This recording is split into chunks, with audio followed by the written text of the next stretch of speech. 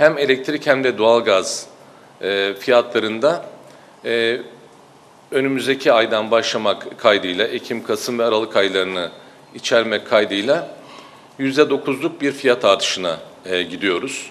Beklenen oldu. Enerji ve Tabii Kaynaklar Bakanı Taner Yıldız, elektrik ve doğalgaza %9 zam yapılacağını açıkladı. Zamın gerekçesi ise hem dolardaki artış hem de yağışların azlığı. Enerji ve Tabii Kaynaklar Bakanı Taner Yıldız, elektrik ve doğalgaz fiyatları ile ilgili yaptığı açıklamada şunları söyledi. Tabii enerji maliyetlerimizin çok fazla arttığını ve sizin de bahsettiğiniz gibi bugün 2.28'leri, 2.29'ları gördüğünü doların biliyoruz. Tabii enerji sektörü için doların değerinin artmış olması çok önemli bir dezavantaj. Ve Türkiye son 24 aydan bu yana herhangi bir fiyat artışına gitmedi.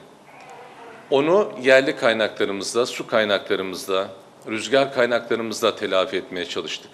Ancak bu yıl içerisinde su rejimlerindeki düzensizlikler ve yağış azlığı bizi bunları dengeleyemeyecek bir noktaya da getirmiş bulunuyor.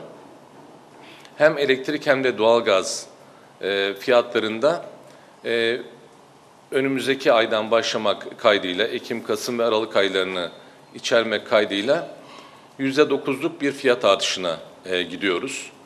Tabii ki bizim HES'lerdeki üretmediğimiz elektriğin, yağış azlığından dolayı üretmediğimiz elektriğin farkı 3 milyar TL'nin üzerinde arkadaşlar.